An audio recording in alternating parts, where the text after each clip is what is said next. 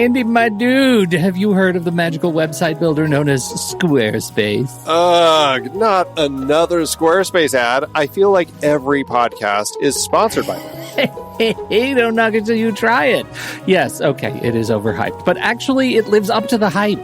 Squarespace is like a website fairy godmother. With a click of a button, your site transforms into a beautiful masterpiece. A website fairy godmother? That sounds interesting. What makes it so magical? Well, for starters, those slick templates make anyone look like a professional web designer. Pick one, customize the colors and fonts to match your brand, and voila.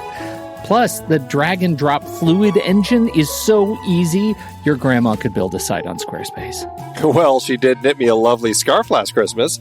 Maybe website design is next. Exactly. And when you're ready to sell your Nana's handmade scarves online, Squarespace has built-in e-commerce. Add a store with one click. Get flexible payment options. Then watch those sales roll in. And when she wants to teach others her steezy scarf skills, Squarespace's new courses feature is just the ticket. Nana can set up her curriculum and enrollments and payments in a snap and become the next e-knitting influencer. Oh, wow, you really sold me with the grandma angle. Sign me up for that free trial. Just go to thenextreel.com/Squarespace and transform your site into a beautiful Squarespace masterpiece. Well, thanks, Pete. Even though it's overhyped, Squarespace actually sounds perfect for Nana's site's needs. Appreciate the warning on the ads, though. I'll brace myself next time I listen to a podcast. Anytime. Let me know if you need any help getting that site up and running.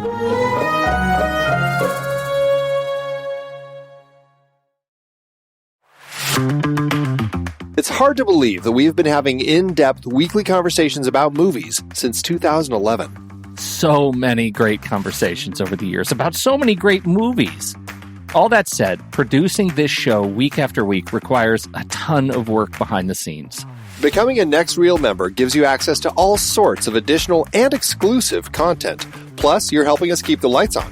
Just head to thenextreel.com/membership, where you can learn more about becoming a member, which costs a measly $5 a month, practically the same as one fancy coffee drink. And you get so much more. Every month, we record a bonus episode exclusively for members.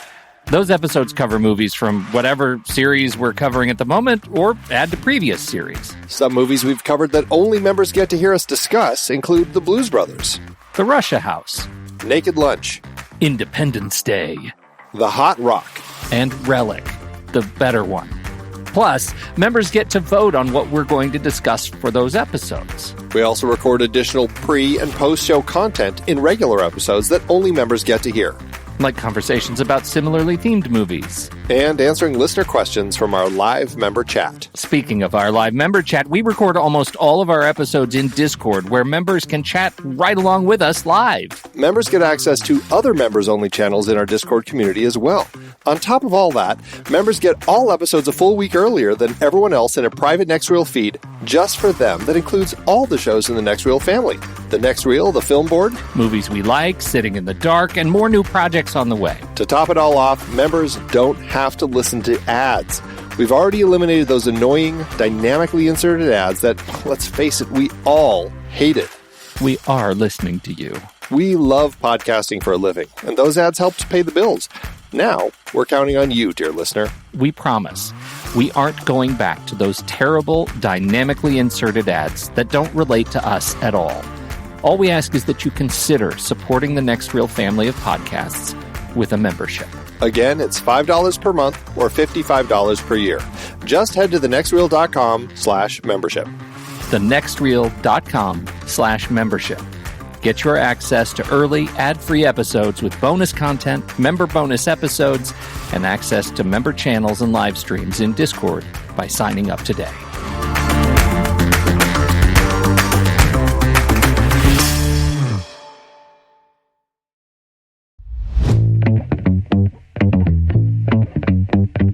Welcome to Movies We Like, part of the True Story FM Entertainment Podcast Network. I'm Andy Nelson, and that over there is Pete Wright. Hello, Andy Nelson. On today's episode, we have invited special effects supervisor Chris Reynolds to talk about Giuseppe Tornatore's Cinema Paradiso, a movie he likes. Chris, welcome to the show. Hello, everybody. Hello. Nice to see you. What an extraordinarily great counter-programming pick you have brought us, given your role in cinema, Chris. Yes. I mean, I've always sort of, funny enough, been drawn to the more love story type films as my own favourite films, and not, as you would imagine, the sort of big action epics with lots of special effects in. Isn't that funny? Maybe I've just headed down the wrong career path. Maybe I should have been a cinematographer or something like that. But we are where we are. Exactly. We are where we are. I've spent a living blowing things up and making a big mess, basically, and lots of rain, and not making the love stories, the films that I prefer. Well, some could argue love stories are plenty messy on their own, right? There's a lot of mess that people have to go through with those. Yes. Well, before we start digging into Cinema Paradiso and talk about that film, let's talk a little bit about you and your career. Special effects is, I think, such a fun an easy way for people to kind of, especially like, I don't know, me, young men to kind of fall in love with film because of kind of all the things that they're seeing on screen. What was it when you were young? Like, what was it that kind of captured your eye about special effects? Like, do you remember like when you first started noticing it as something that people were doing? I left school when I was 16 and I started working in engineering. And I don't really remember too much being sort of too involved in thinking I would end in a sort of film, working in the business I'm working in now. I had an uncle who worked on Thunderbirds, and he used to come back with stories about that. So that was part of sort of my early life. But really, I was involved in engineering. But I remember what happened when I went to university later in life. I went to university when I was about 20. And a friend of mine said to me late one night, "Oh, should we go and see a film down at the local cinema?" And I said, "Well, yeah, I don't mind, but this is like midnight." And apparently it turned out this film was 4 hours long, and it was Dr. Zhivago. And I remember coming out of this film thinking, "Oh my God, if I can be a part of telling a story like that and in contributing to people's enjoyment, that is sort of something I would love to do." So even though I was doing architecture at university, the seed had been sown in my mind for an alternative career, even at that stage. And so when I finished my course, I then managed to get a job working in commercials through a friend of mine, doing special effects in commercials, because the one thing I was always good at was making things and innovative engineering, which is what special effects is. Sure. Really. Yeah. So I got worked in commercials for about a year, and then I was lucky enough to get a job at the BBC, and I was at the BBC for 20 years, it was a terrific learning ground for everything. I mean, they just literally threw you in at the deep end. And ever sculpted anything before? No. Right, okay, sculpt up a 4-foot set of lips then using all this clay. So it was that type of thing, and yeah. So you literally were thrown in the deep end, which is great because it's a terrific way of learning. Yeah, absolutely. Do you remember some of the specific? I mean, obviously, you just talked about a big set of lips, but other sorts of interesting requests that you had as an early special effects. Well, at the BBC, there was just like mad things coming through on a daily basis, from exploding haggises to. I worked on the Blackadders, which are still quite well known today. And I made the green, the famous green that he's sort of supposed to have invented, and like he's supposed to try to make gold, but he doesn't. He makes a big green splat instead. And so, in the story terms of like Blackadder and things, it's quite well known. So I had a hand in making that, and doors that Rowan Atkinson was throwing through as Blackadder. I worked on a low with all sorts of funny.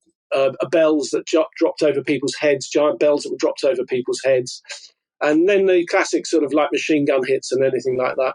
So it was a great place to sort of, because you just literally didn't know what you were doing next. On a Monday and Tuesday, you'd be working on All Creatures Great and Small up in Yorkshire with horses crashing through gates, and then you'd be off to Television Centre to do Top of the Pops on the sort of Wednesday, Thursday, and then you'd be back on sort of like something else on like a Lenny Henry show, which is a comedy program on a Friday. So, oh my gosh, yeah, there's a lot of, it's very varied. 20 years. What a variety. Yeah, that's incredible. And that it ends at some point with a punctuation of a nugget of purest green. Like, that is just a fantastic story. That's it, yeah. It was made out of body filler, car body filler. No kidding. That's awesome. I wish I'd kept it. It would probably be worth a lot of money now. Yeah, for sure. No kidding.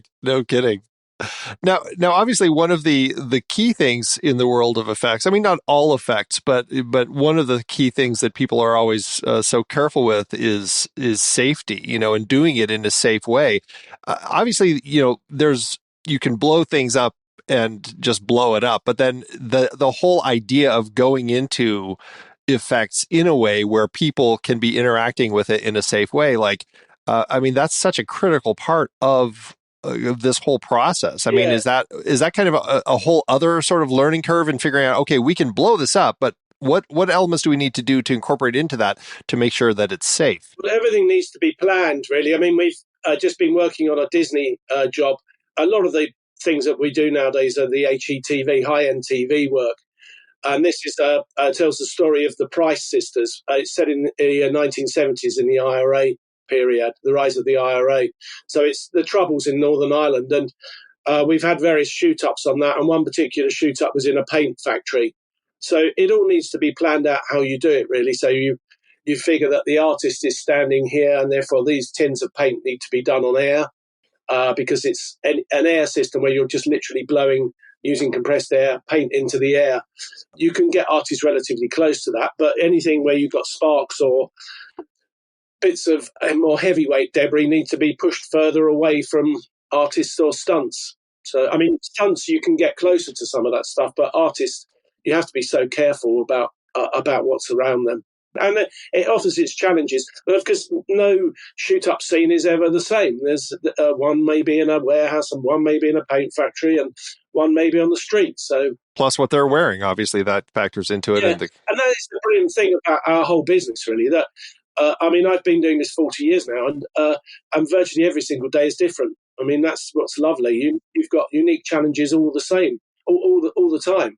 I mean, a rain sequence in the centre of London is different from a rain sequence up in the Highlands of Scotland. And yet, over 40 years, like, what is the effect that you think about over your career in those early days that you think, I was ridiculous for having been involved in a stunt like that way back then? Like, we would never do that. We were stupid and we got lucky. In terms of danger-wise, sometimes there's been a few things. I remember I did a First World War battlefield thing, and because you're learning the whole time. Yeah. And it was involved there was about 40 or 50 people walking across a field with big explosions going off all over the place.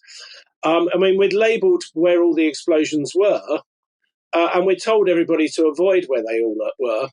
I remember watching it as we were doing it and just seeing one of the artists jump right over the top, or one of the background artists jump right over the top of one of the explosions, and thinking, you just can't rely on people's own sense to not do something as stupid as that. And yeah, we did get lucky that the explosion didn't go off. And we did have an element where we could see all the explosions, but there were sometimes it wasn't like 100% that you could see, because when you're looking along a field, it's difficult to get perspective of where people are. You sort of need to be up high. And even though we were on a scaffold tower, it wasn't quite high enough to see with 100% safety where everybody was. But it's things like that you learn, really. I mean, and you learn that actually explosions on water, you can get virtually no perspective on explosions on water. So you think the explosion is here, but actually it's probably a lot further away, or it's a lot closer to you, because there's just no reference to it. But it's a learning curve all the time. It's a learning curve. But you have to balance the learning with what's safe. And if it gets to a point where you're not quite sure about it, it's better to not do it at all. And that sometimes does happen. I mean, I still find now that I say, no, we're not doing this. We're not being rushed into this, or we're not doing it like this. We'll do it, but we need to take our time and do it properly, rather than try and rush it at the end of the day, which all too often happens with special effects sequences. And that's actually an interesting point, shifting into kind of like the way that effects are handled now. I'm not sure if the state of unions, as far as like over here in the US versus over there in the UK, as far as like the world of effects, if they have unions over there or not. But I know over here that's kind of a big conversation in the realm of all the especially this year with the various conversations about unions and the idea that the people working on effects don't have a union, and like they're overworked and it's so much that they're being asked to do. I mean, how much does that play into it? And do you feel like things need to be changing? Well, the unions in the UK are not as strong as they are in the US. Having said that, there are agreements between producers and crew, really, about amount of hours that are worked and those sort of things. Safety is set in place in terms of like workshop crew do 1 hour less a day than shoot crew because it's deemed that their work is more dangerous and that they're working all the time. Whereas on a shoot, quite often there's periods where you're standing around waiting for somebody to set something up. Ultimately, it comes down to the heads of department like myself to say, listen, we've been working too much. This is dangerous now. I need to either get more crew in to cover for this, or we need to stop and have a break for a bit because we can't keep doing this. I mean, there's a balance to it all because sometimes when you're doing smoke and just general smoke and bits and pieces like that, it's not quite so bad. But even on a rain sequence, there's an element of if you get it wrong, something can fall over and hit somebody. And there's a danger element to that as well. And that's not even including the explosive pyrotechnic side of it, which obviously needs to be strictly monitored and given time and rehearsal time particularly. Earlier on in your career, obviously you were starting as a beginner. You kind of worked more as a technician, and then kind of a senior technician. And now you've kind of worked up into the title of special effects supervisor. In that kind of shift of kind of coming to a place where you're now kind of overseeing all of these different people involved, and oftentimes there's the teams on set working. There are also all of these other special effects companies that kind of are hired for, you're going to do this particular thing, you're going to do that particular thing. Some people are doing stuff that there's an element on set, but a lot of it ends up getting done in post.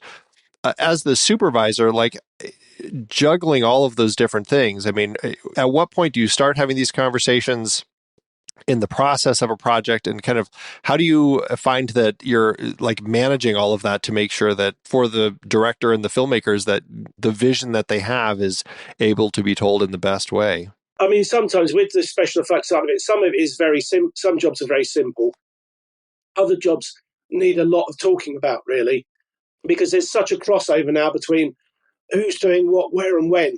So, I mean, what we tend to do is we tend to have a meeting which is a page turn, and we just literally go through an effect sequence, and we page turn on the effect sequence and go, okay, right, so the chocolate spewing out of this person's ear, how are we going to do this? Is this like real, or is this going to be done as a visual effects, or how are we going to do it? And it's basically a matter of talking about it. And sometimes the director will go, well, I'd like to do something for real. Can we do something for real? And how are you going to do that, Chris? And then I have to come up with a way how we're going to get chocolate to spew out of somebody's ear. I like that's where you go to, chocolate out of the ear. And some jobs there's a lot of, some jobs there'll be literally the chocolate spew out of somebody's ear, then something else happens and something else happens, and you have to go through a sequence and just figure out exactly what's happening and who's providing what. And there's a big crossover between visual effects, art department, director, first assistant, and ourselves to figure out, and stunts quite often as well in the big action sequences, to figure out what everybody needs from each other. And that's the exciting thing in many ways. I always say to people, this business is a bit like working in the army, really, that lots of departments all coming together for a common cause. In many ways, you're not working in an environment that's particularly friendly to where you are, because you may be working in North Wales, which is pretty remote, and there's not that much there, or you could be working in Morocco, in the far extremes of Morocco, where there's nothing at all. So you have to be quite resourceful sometimes, and that's exciting. It's got it's interesting by itself. Do you find, I'm looking at your website, looking at the stuff that you've done, it feels like you have such a wide variety of of effects work that you've done. Do you have something that makes you just really light up when you get a project that comes across your desk? You thinking, God, it's mechanical effects, or it's pyrotechnics, or it's atmospherics. Like, what really lights you up when you get a new project? You think I'm working on a particular set of effects that gets me out of bed in the morning. I think I like all of it. And I like the variety of it. Like, is sometimes I won't have done a shoot-up sequence for 2 years, and then I'll end up with 3 or 4, one after another. And then I'll end up doing a few big rain jobs and a big smoke job, and sometimes we get snow. That's another thing we do in the UK as well. I mean, so I think there's no one particular thing. It's the variety of the whole area of what I work in is what I really like to do.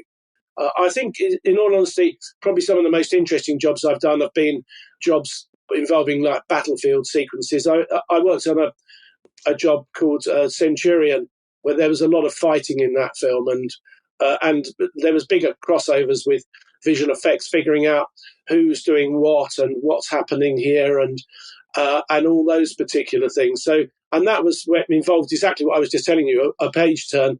I think that particular meeting was called Killings and Stabbings meeting. And we just went through about who was being killed and who was being stabbed and what they were being stabbed with or having their head chopped off with. And did we need a rubber axe? Did we need an axe with a cutout of it? And it's going through all those sorts of things, really. And that's it's quite amusing, really, when you sit down like 7 or 8 hours and go through a whole script as something like Centurion, and there's a lot of special effects in that. Yeah, and I mean, you're right. Those department meetings are always interesting because of the amount of overlap in all of the different departments. Like, obviously, some of the effects that you want to do affects, okay, well, for the costume department, that means we need to have how many extras of this particular outfit, and just all of those different things that people have to discuss, not just in terms of budget, but also in schedule, because you're going to have to change the actor after every take and stuff like that. Well, that's an important thing as well. Yeah. I mean, how long is it going to take to change the actor? How long will it take to put the costume on the actor that has the squibs in it in his chest when he's being shot with a shotgun here? So, I mean, I had that conversation about a week ago about a job that's starting in February. So, Chris, how often do you look at your own IMDb page? Oh, I can't remember the last time I looked at it. That's good. That's what I wanted to hear. That's what I wanted to hear. One of the things that we find absolutely wonderfully mysterious about IMDb is, you have the page, you have your little profile, and then below that, the algorithm of IMDb has determined what you should be known for as a professional. That's crazy. I know. And I don't think we've ever done this. We play a game called the IMDb game around these parts, where we will ask as a form of trivia, can you guess the top 4 that this performer or professional should be known for? We've never done it with someone on this show. And I want to know if you can guess what the algorithm believes you should be known for, Chris Reynolds. You get 4. Oh, dear. Is there Sherlock Holmes is up there somewhere? It is not. Oh, dear. Pride, Prejudice and Zombies? No. Should be, is not. The World's End. The World's End must be there somewhere. Yes, The World's End. You got 1. Oh, The Crown. Is The Crown there? No, can you believe it? 50 episodes. Considering how much you've worked on that, yeah. I mean, look how massive The Crown is at the moment. I know. And yeah, I would have thought that would probably be the top at the moment. So far, you're 1 for 3, and you've gotten your 4 guesses, or 1 and 3. You've got your 4 guesses. I'm going to tell you what it thinks you should be known for. Your 2 episodes when Jack Ryan goes to London in Tom Clancy's Jack Ryan. Right. Okay. The Conjuring 2. The Conjuring. Oh yeah, The Conjuring was a good film actually. Yeah. And that's a fun one. And The Nevers. 6 episodes you did on The Nevers. Right. Okay. Did those surprise you? I can't believe The Nevers. Right. Okay. Right. Yeah.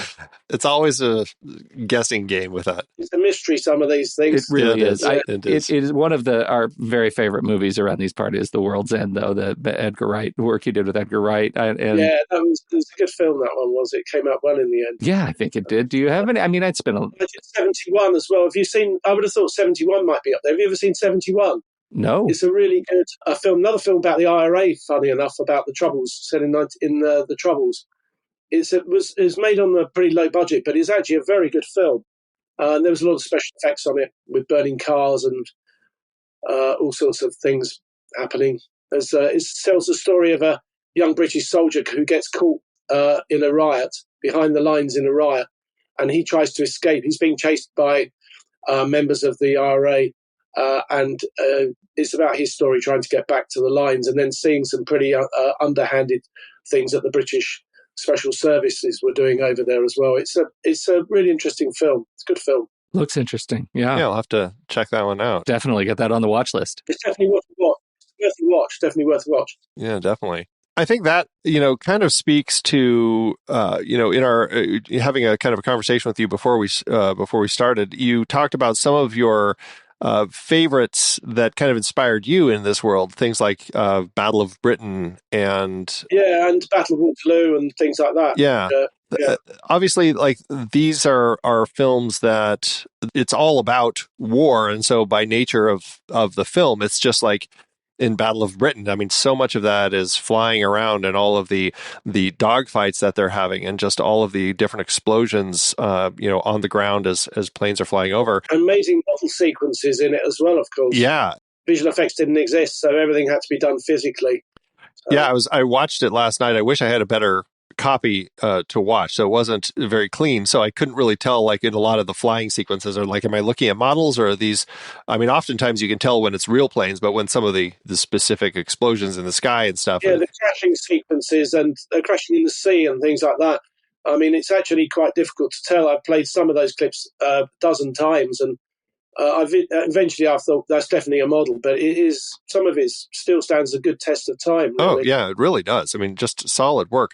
When you would watch stuff like that, like I mean, I suppose there's kind of a especially now, having worked in the business for so long, but I suppose there's like two different ways you can look at it. Is like, one, like the way that the effects enhance the story and kind of do so much to kind of give the film exactly what they're trying to achieve. And then from your perspective, like what went into kind of coming up with that and creating that, and like looking behind the scenes to see all those different pieces. Do you find yourself still kind of like with those two mindsets as you're watching effects, or have you been in the business so long that when you're watching effect sequences, you're just like, I can't get lost in the story anymore. I just see the effects.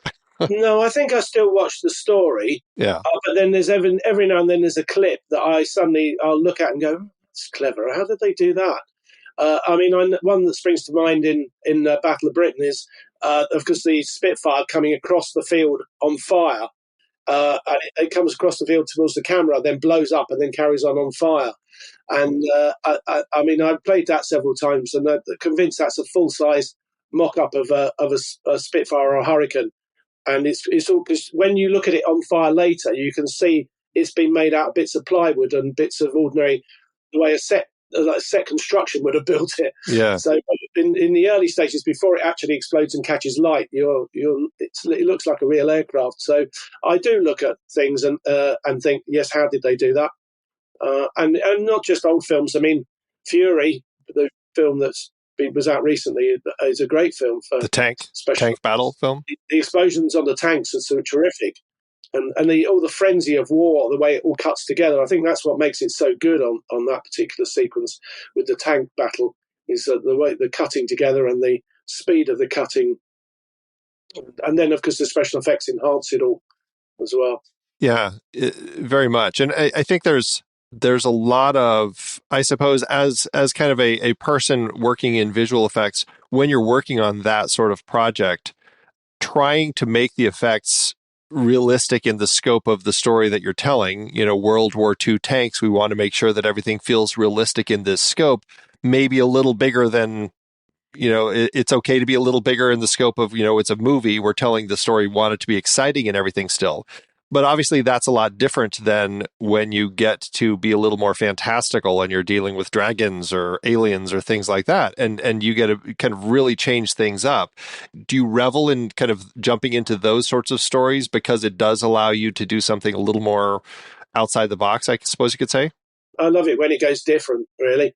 I mean, we did a thing for Sky a few years ago, which was Last Dragon Slayer and things like that. So that was quite a good. So there was like dragon flames bursts and all those sorts of things, and then about 4 years ago I did a thing called Electric Dreams, which is another HETV type of thing. It's a whole load of series. It was a series of short stories, because Blade Runner was actually a short story, and it was and it was one of group of about 25 short stories, and Electric Dreams tried to start telling all that group of 25 or so short stories, but I think we only got as far as telling the first 6. This was an Amazon thing, right? Yeah, it may have been Amazon. I think it was I think when we did it, it was a sort of Sky thing. Okay. Yeah. All right. Amazon. Oh no, it was Amazon. That was it. Yeah, that was a really exciting thing to work on, because I think we shot, each episode was 6 weeks to shoot it. So you were shooting one episode and then lining up for the next episode, and of course there was a lot of really unusual things happening in it all the time, because it was a very sort of supernatural, futuristic, crazy thing that was going on. Yeah, I remember that one. It had an incredible cast. I don't think they're doing any. I think you're right. I don't think they're doing anything more with it. No, they didn't do it anymore, which was a real shame, because I think that, like many times, it's such a pity when you do series, you do 6 episodes or something of what could possibly be 25 episode series, and then they just finish it after the first 6 because they're not super duper popular. But that quite often happens with a lot of series, really. Things are not always massively popular in the first series, and quite often it needs the second series to really get it geared in. Right, for people to discover it. I mean, look at Black Mirror, right? Like, they had Electric Dreams had such a fantastic Black Mirror vibe, which was already popular, that it just felt like they gave up a bit too soon. And just based on Philip K. Dick's shorts, like just the fact that you were, I mean, I loved watching those, and I had so much fun with that series, and it was such a disappointment when it didn't keep going, because I'm like, there's so much more. It was really good fun to work on, and it had some really nice cast, and the crew, very talented art department, who were joining out the different sets at short notice, and that was a really interesting thing to do, interesting job. Yeah, for sure. Before we jump into our conversation about Cinema Paradiso, I just want to gauge, we're as we record this, we're toward the end of 2023.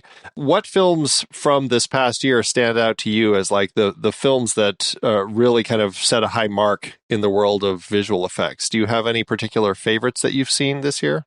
Not really, to be perfectly honest. I mean, I haven't seen Oppenheimer, I've got to say, sorry. And I haven't seen Barbie, which are 2 of the biggest films this year. I don't know what special effects are on Oppenheimer so far, and I haven't, because Napoleon has only just come out. I haven't had a chance to go and see it, but I will go and see that. Gotcha. Soon, so I can't really judge that one. But I would guess that's probably got some really good special effects in it. I mean, there's certainly... Especially the sorts of effects that would light you up. And it's filmed in the UK with there's a lot of technicians here, special effects technicians, which are really good. I'm not sure who the special effects supervisor is on it. I think it might be Neil Kobold, in which case it'd be really good. So yeah. I mean, Ridley Scott and battle scenes, put those 2 things together, inevitably you're going to have fantastic things to watch. So a lot of really great things to watch in that one. I mean, I think like a lot of people now, I spend a lot of time watching stuff on all the streaming channels. Yeah, so, yeah, right. Yeah, that's very true. It's like most people do, really.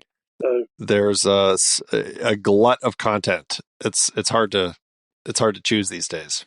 Yeah, which is a good thing, really. Yeah, absolutely. I've been watching the latest series of The Crown, which I think is really good. That's come out really well. What sort of work are they asking? Were they asking you to do on The Crown? Well, The Crown is, I mean, generally we've got a couple of people on it all the time, so it's a bit of haze, a bit of rain here and there, and then we get the odd thing which is different. Like in the last series, there's a whole lot of tin cans where the 2 princes are shooting tin cans off of a wall.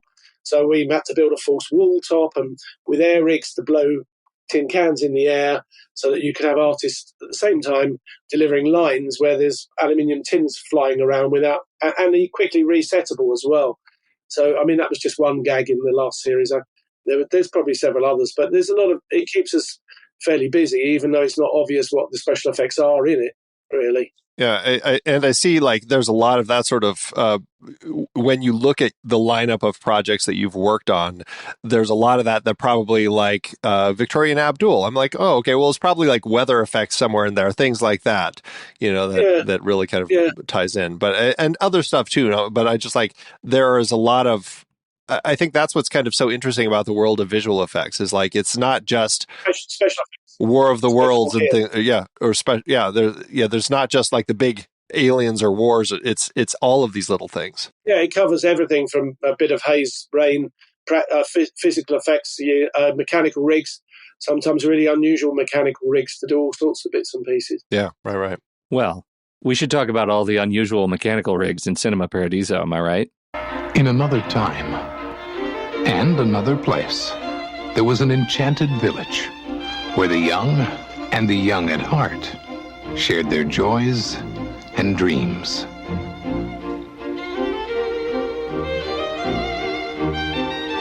Where a boy made mischief and a young man found romance. And an old friend shared his magic with the town he loved.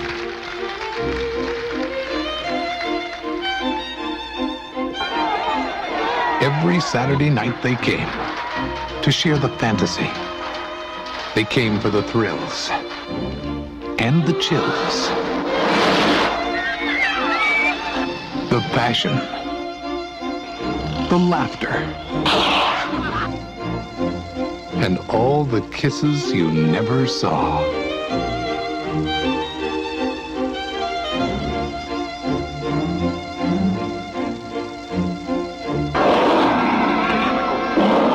Cinema Paradiso.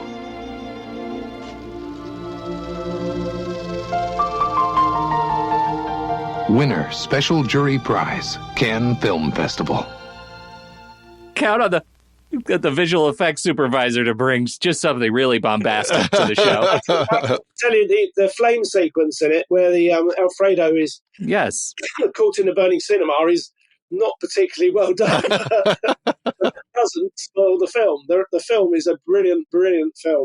Well, okay, so let's start there. What is it that drew you to this particular film? Do you remember? I remember about 25 years ago or so, it was reviewed late night on one of the British sort of cinema film sort of review programs on BBC or something.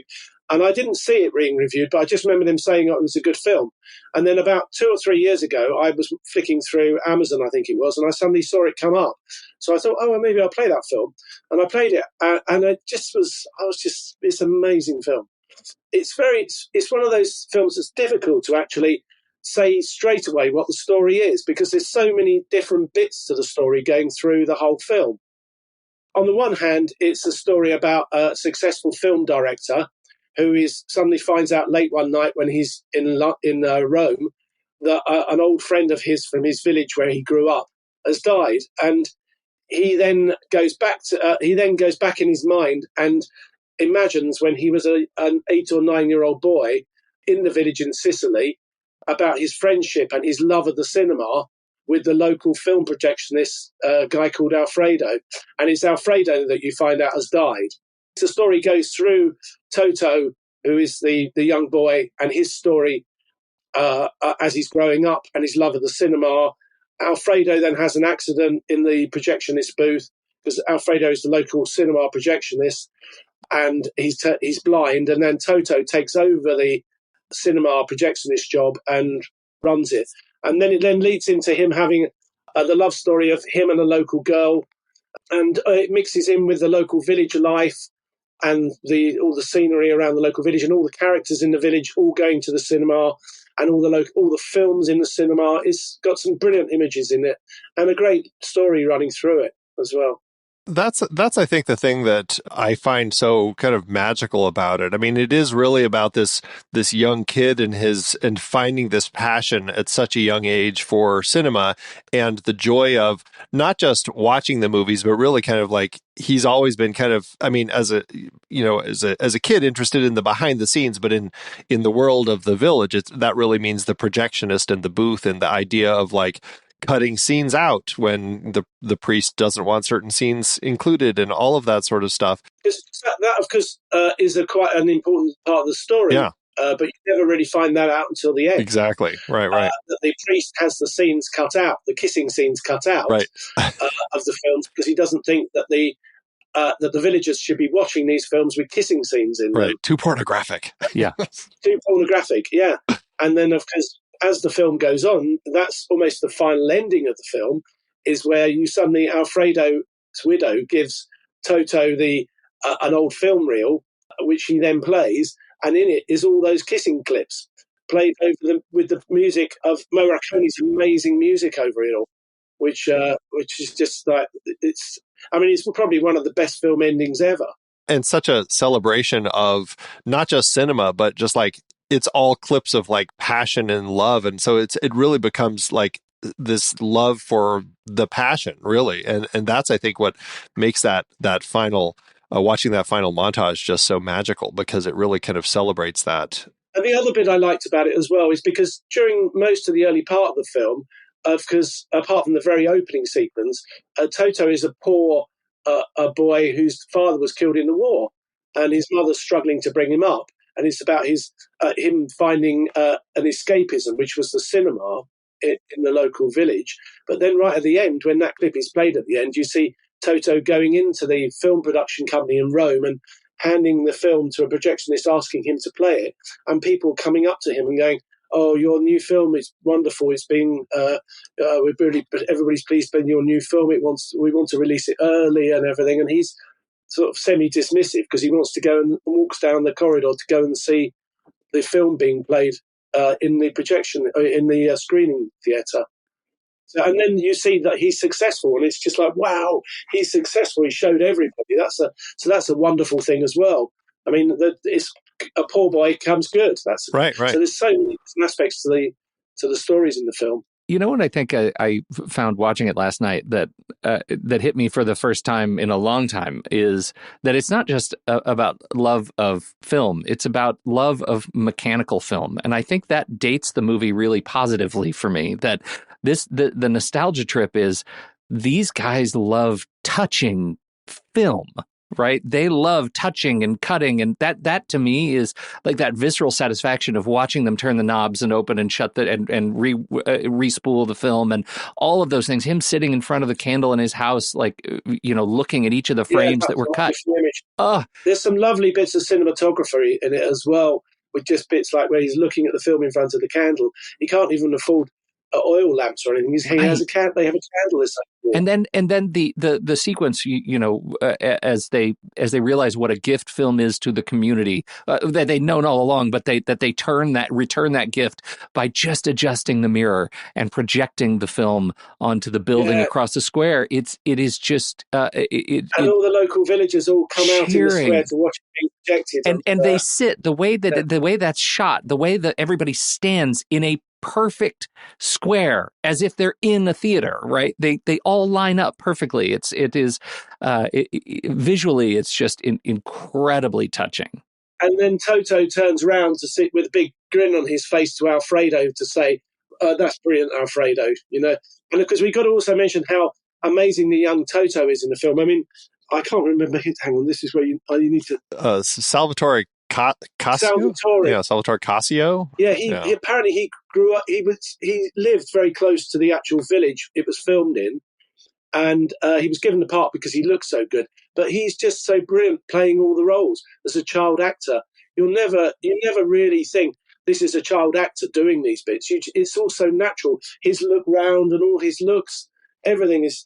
I think that's another reason that the film's so successful, because he holds half of the film together so well, really, as the child Toto. Yeah, really. Right. It's good. Like when he's trying to wink. There's three people that play that role, of course, because there's the child, there's the successful film director, and then there's the sort of teenager. And his story is largely the one with the love story where he meets the beautiful girl and that whole connection. And it was a very interesting. I'd kind of forgotten that element of the story about how, I mean, he's a typical boy growing up. He has this draw to this beautiful new girl in town and all of this sort of stuff. But I had forgotten how much of how important the element of what Alfredo already sees in Toto, that Toto doesn't recognize in himself. But he is the driving force that says, don't stay in this town. Blonde girls are always trouble. Like all of these different things that he keeps kind of pushing with Toto, because he kind of recognizes there's more to you. You have this drive. You need to get out of this town and pursue your passions. And I think that's such a key part of the story. Don't be like me. Don't stay here in the cinema booth. Get out of this town. I don't want to see you anymore. And then, of course, towards the end of the film, you see him leaving the town on the train, and Alfredo's in the station, and with Toto's mother and his sister waving goodbye as the train pulls out, and then you've got the shot looking over Toto leaning out the window as he's leaving everybody behind. That's a great shot by itself. But yeah, he's the driving force. He was a sort of father replacement figure, Truly, that pushed Toto into his success, really, which is another lovely story by itself, really. Which version did you see? The 155-minute version or the 173-minute version? for our purposes here, I ended up watching the Blu-ray that I have, which is actually about the 2-hour version, which I think was the initial international cut that we first got released here in '88. And I thought when I had it, I was talking to Pete about this before we recorded. I thought I had bought it after they had released the extended 3-hour director's cut. And so I thought that was the version I had. So when I put it in, I was a little surprised that I only had the 2-hour version. But so I only watched the 2-hour, but I have seen the full 3-hour version. Yeah. Well, and I think I've only seen the 2-hour version. I've never seen the director's cut. And so for me, and this is what I'm most curious about for you two, is I totally appreciate getting Toto out of town, and I appreciate all of that. But the relationship of Toto and Elena, their relationship feels unfinished narratively. It just feels like an abandoned thread. And yeah. I don't think they should have ended up together. I don't think any of that, but I feel like it's just woof, dropped in the wind in the movie. And I recognize that something in the director's cut resolves some of those threads that I feel unrequited. And I'm curious how that hits you. What is the complete movie for you? Well, actually, if you watch the 155-minute version, the 2-hour version, and you can be bothered to watch the whole of the credits, funny enough, right at the end of the whole of the credits, because the credits play with little tiny 4 or 5 second clips of film through them. But the last 2 clips, one of those is a very young Elena looking round like that. And then it's a cut of Toto in a cafe. The next clip is a cut of Toto in a cafe doing a double take round like that, as if he's just seen something. So that actually hints to what the 173-minute version is like. That it's obviously he sees a young girl in town which looks like young Elena. He follows her in his car, goes to her house, sees her then come out with her father figure, which he recognises as a friend of his from college days. And so he then finds the telephone number, phones up the telephone number of the house, gets through and speaks to the Elena herself on the phone and says, "Look, hi, it's Toto here." And they meet up that evening, and she sort of basically says that I have a life here now. I can't sort of abandon it and everything, but I did always love you, and it was Alfredo that told me to leave. And if I loved you, not to contact you again, because you have a destiny more than any of us. Huh. And I also recall the bit where she did say, and I did leave but I couldn't help but not leave my address for you, and I left it written on a piece of paper at the theater, which I guess you never saw. And then he goes back and he does actually find it in that mess of a projection booth. It's a really, I mean, it is a beautiful end to kind of the love story. We do get a sense of closure there. And I do really like that version. But after rewatching this one, I find that the way that she just doesn't end up showing up in that last part ends up working quite well for him, for his story, to almost like he learns a lesson I do need to just listen to kind of Alfredo and move on with my life and not be stuck on something like this. And so I still think that it works really well in the version that exists, or the shorter version. Oh, I think the 150. I mean, I just can't. I'm not sure which version I prefer. Actually, I think in some ways I do prefer the 2-hour version, because if you play it right the way through to the end of the credits, the double take could lead on to anything, really. It could lead on to he's seen something that he's really likes, or he's seen Elena again, and that maybe something is going to happen between them. Whereas in some ways, the longer version, the 3-hour version, is, I find it a bit sad, really, that he doesn't really get together with her. You sort of want him to, really, don't you, really? Yeah, maybe that makes it worse, right? that's like, punctuation on the reason why they chose to cut that entire sequence. Yeah. Okay. Yeah. I got to ask, you said, as we just started this conversation, you said the fire sequence, this is our effects sequence, right, was not particularly good. I need to have you weigh in. It's not very good. Why is it not good? What are you looking at? I think it just needed more proper flames coming out of the building, whereas it's done with just smoke, and they tried to do it with some rather crude lights at the back flickering, which was very poor. It let it down badly. Funny enough, the internal fire sequence where Toto is trying to rescue Alfredo and is shooting through flames and smoke, that's actually not bad. All that works quite well. But the wider sequences in the village square with the flames flickering, or the supposed burning of the flames in the wide shot of the theatre, of the cinema theatre, it just looks terrible. They let themselves down badly there, really. Sure, yeah. So, toward the end of the film, as he's come back, they actually demolish the theater. Yeah. In a scene like this, obviously you can just hire a demolition team to kind of knock a building down. But I mean, I'm assuming the special effects team is still involved in part, kind of keeping it safe and everything, right? I think that may have been a large model, actually. I've played it a couple of times and need to play it again. But when I last played it, I sort of came to the conclusion it might be a large model that was used. Gotcha. Really. So they actually, I didn't get the impression that they demolished an actual building in the town square. Gotcha. There's a lot of foreground sort of explosions coming up to start the thing going, which look a little bit silly. But then once the dust cloud sort of develops, it sort of, you then see the building behind suddenly disappear in a separate shot, which is where I think it then cuts to a model shot. Yeah, really. Right. So the model shot's very good, but the initial sort of starting of the explosion's not particularly good. I mean, it probably would have been, to do it properly, it would have meant building a full-size theatre sort of frontage on a lot somewhere, with matching the surrounding buildings and demolishing that or blowing that up for real. I mean, cutting out the bottom section and letting it drop on itself. So, which I get probably wasn't possible in the actual square they filmed in, because they filmed in an original medieval square in an Italian village in Sicily, which is the actual village where the director grew up as well. Right. Yeah, I remember reading about that he, like, it was his hometown that they did all this in, which I thought was kind of cool. He wrote the story as well. Yeah. Right. Yeah, Tornatore is an interesting director. I've only seen, I have not seen a lot of his films. I think I've only seen this one and then The Star Maker, which came out a few years later, but he has not been a filmmaker I've seen a lot of his works. I missed like The Legend of 1900 and Milena. I've heard some pretty good things about those. Have you seen many of his other films? No, I haven't seen any of his other work.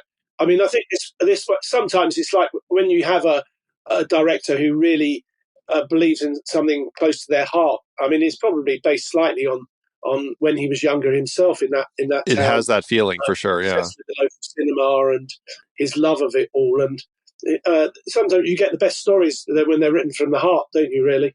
And close to home. Watching this again, I couldn't help but find a kind of a parallel with The Fabelmans, just in the sense of a young kid drawn to cinema and the idea of, what was up on that big screen and what you could do with it and everything. And I thought that was kind of an interesting little comparison of like this young kid who grows up to kind of become a filmmaker. And maybe that's why it feels a little biographical. I'm not exactly sure how much biographical details from Tornatore's own life are in here, but there's some great images though, isn't there? That the projector projects out, doesn't just project out of a hole in the wall. It projects out through a giant, great lion mask. Yeah, roaring lion mask, which is interesting concept by itself, really. It's like this great statement on the wall, and here comes the film. It's coming out for you. The lion is sort of spitting it out across the screen. I always wish that more movie theaters would do that and incorporate something really interesting, like a lion's roaring mouth over where their projection, where they're projecting from. Some sort of gargoyle. Yeah, right. And then because the whole village comes together in the cinema to watch these films, you've got the rich people above in the gallery, and then the poor people below, and all the young kids, and the whole village is playing out there. Really, so. And we get to watch it play out over time. I mean, it's kind of, as the war is progressing. And so you're seeing some interesting elements of, soldiers off at war. You have one family who's kind of looked down upon because as they say, he's the communist or whatever. You have a love story that develops between a couple people in the theater. I like that in the back, during different periods, there's actually a prostitute who works in a back room back there. Yeah, that's true. It's like a wide variety of characters that we meet through just watching them. And this is one of those stories that gives you a real sense of the community over time we're just getting to know these people, and we spend time with them and really are drawn to their love of the stories that they're watching up on the big screen, whether it's romantic or whether they're all crying or the big actions. Sometimes, aren't they? Yeah. Yeah. Or always fun when they're all like booing or something. Like there's plenty of those too. And when the cinema burns down, it just so happens that one of the local guys in the village has won the lottery. Right. So he decides to spend his money on rebuilding the cinema. So he then becomes the big cinema boss. And it's a beautiful cinema. Right? Yeah. He does great. Before he was just an ordinary person in the village, and now he's important. He runs the cinema where everybody comes to. Especially because he's the one who got to make the choice. We're going to not cut the kisses out anymore. Yeah. And just like the reaction when the people are like, oh my God, I can't believe what I'm seeing. I've finally seen a kiss. Kiss on the screen, and everybody is like, all the boys are kissing with their mouths open. Right. And that old lady is like, oh my God. Yeah.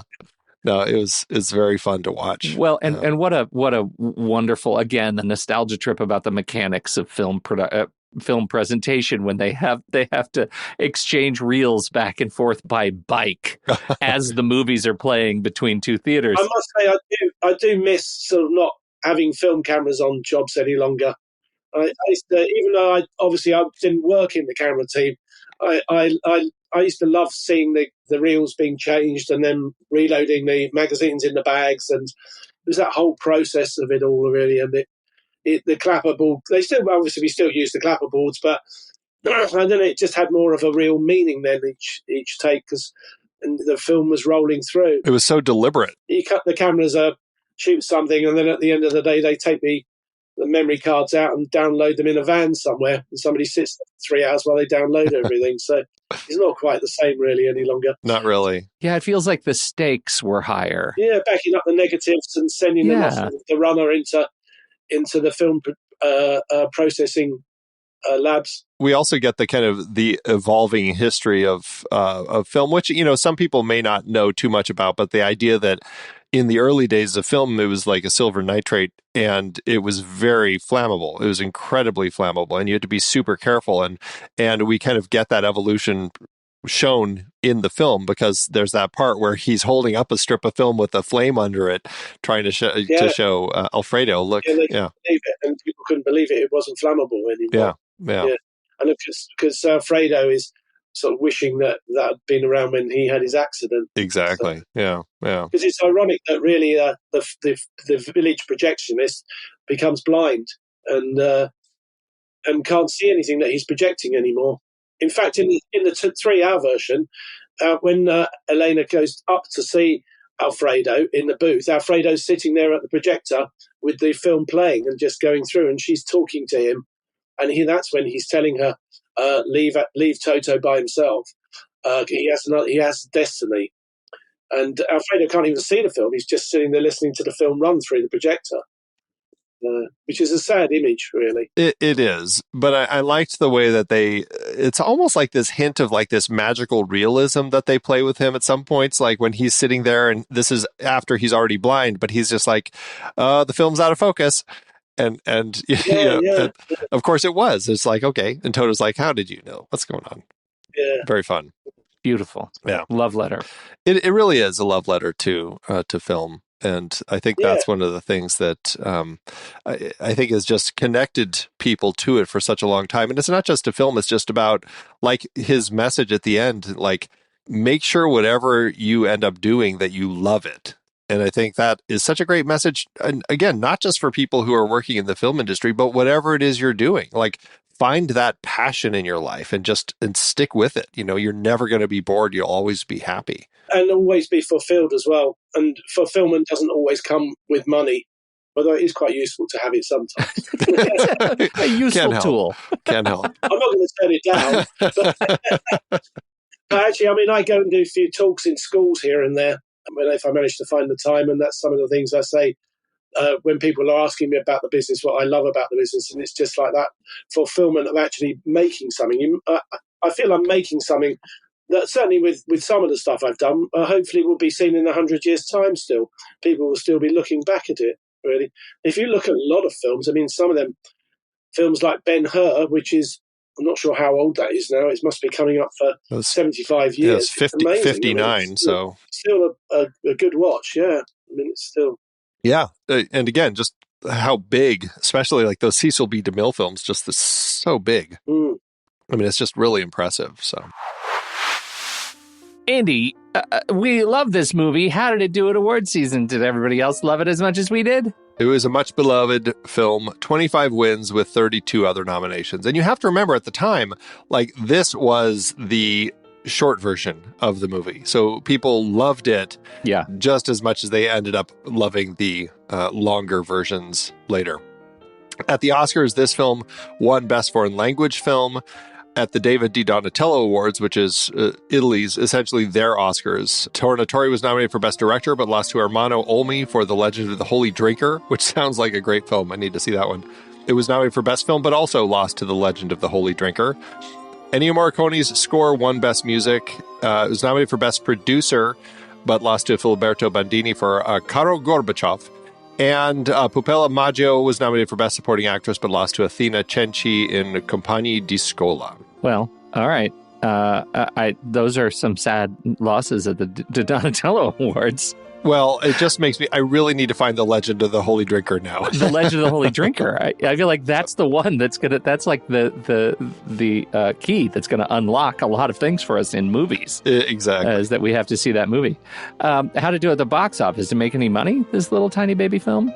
Well, Tornatore had a relatively small budget for this lengthy film. I'm not sure what it was in Italian currency at the time, but it translates to $5 million or $12.85 million in today's dollars. The movie opened November 17th, 1988 in Italy, and actually was received poorly at the box office, so Tornatore cut the film down to just over 2 hours for the international release, which was received well, as we just said. The film won the Special Jury Prize at Cannes in 1989 before opening limited February 2nd, 1990 here in the States.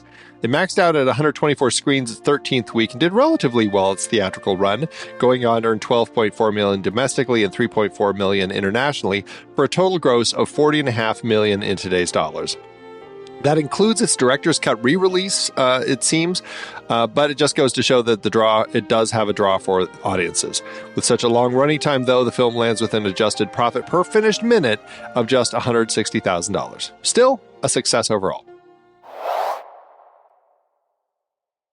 I just found on Giuseppe Tornatore's page, he directed a documentary on Ennio Morricone, and I can't find any place to watch it. It feels like a thing that I need to have in my life. It took me ages to find the 3-hour version of the film.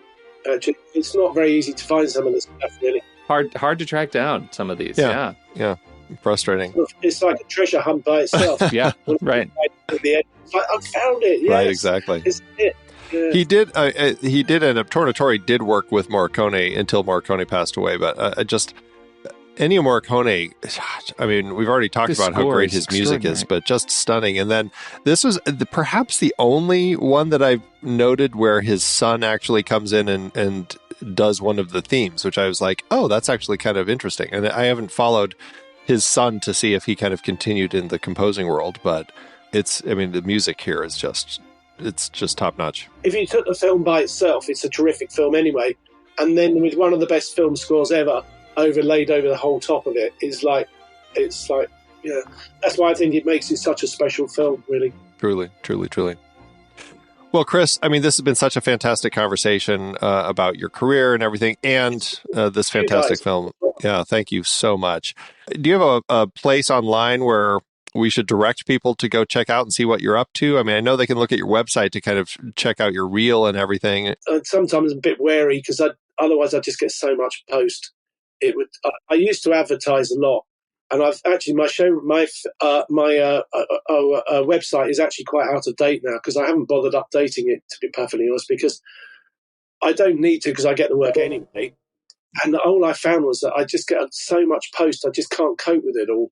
I mean, I'm busy enough with the job without answering people's questions all the time. Because one of the things that I probably in the UK that I was most famous for a while was a thing called Robot Wars. I don't know if you've ever seen. I've heard of it. Yeah. Well, actually, it started in the US, and then it was the format was taken to the UK by a producer, and it was basically these little. I think you guys know it as battle bots. Yeah. Right. Yeah. In the UK, it became a thing called Robot Wars, and they had their own house robots in Robot Wars. So in the UK version, so they all had their own personalities, and there were like 5 or 6 of them, and I designed them, and I had a team that built them, and they literally became personalities, and they were famous by themselves.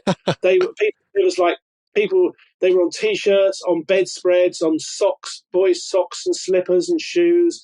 They were on cornflake packets. They were on everything, and I would be interviewed like on daytime TV, and get recognised in supermarkets and things, and so I had about 2 years of mini fame. And, I mean that died. That's obviously all past now because it's now coming up to 20 years since the last bit of it's made. But I remember now. I have it, and it was this because this was Clarkson was a presenter on this show, right? Clarkson was the very first presenter, the very first series. Yep. But it became super famous in the second series onwards. Yeah. And the robots, like especially Kill-A-Lot, it literally became a household name. That is so funny. I'd go into pubs and be sitting in pubs with friends, and I'd hear people sitting on tables next door discussing what robots they were going to build, and I'd get those house robots, and I'd be sitting there thinking, God, it was an amazing thing, because what I liked about it most of all was it actually encouraged young people to be interested in engineering. Sure. It made engineering cool, is what it did, which has always been one of my big sort of bugbears, and trying to encourage people to of all sexes to get involved in that type of thing. And it did a really good job for the 6 series it's ran for. Fantastic. Well, obviously there's still some thread of that, because I mean there are still like robotics clubs and all that sort of thing in schools. Yeah. And so I think that there's still a and BattleBots in the States, I understand, is doing really well, but they don't have their own house robots anymore. The reason we had them in the first series was because most of the contestants' robots were absolutely useless. And we'd have had no show. There was no competition. We'd have had no show at all if we hadn't have had the house robots. These house robots could move around. I mean, some of the contestants' robots were so bad that we had to pull them on fishing line to make them look as if they were doing something. Oh my God! Pull them across, and the other robot would go slamming into them, and at least you then you can have a bit of a, like with one robot pushing the other one around, you'd feel that something was actually happening. Yeah, right. Oh, funny.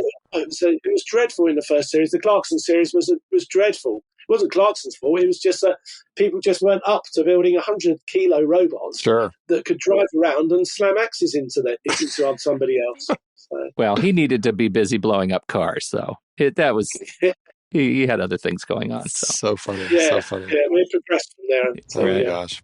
It's almost like a world now, but funny. Yeah. Right. Well, I mean, Chris, thank you again so much for joining us here. We really, really appreciate it. No, good to see you. And it's a real treat. Yeah, stay in touch. Yeah, absolutely. And for everyone else out there, thank you so much for joining us. We hope you liked the show, and certainly hope you like the movie like we do here on Movies We Like.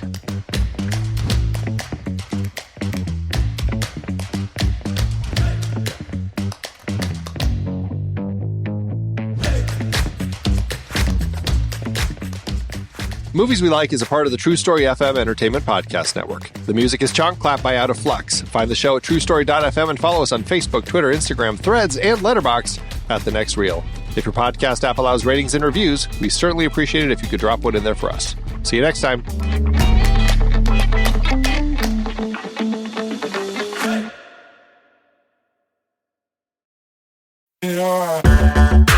Andy, can you believe we've almost hit 700 episodes of The Next Reel? I know, it's crazy. And with all the other episodes in our family of podcasts, we are well over 1,200 episodes of movie conversation. It's really pretty amazing that we've gotten to have these in-depth movie chats every week for over a decade now. And we couldn't have done it without our loyal community of film fans. Their support over the years has meant so much. For sure. That reminds me, we should give the merch store a shout out. Buying shirts from thenextreel.com/merch is a great way listeners can continue to support the show. Plus, they get to sport our great designs.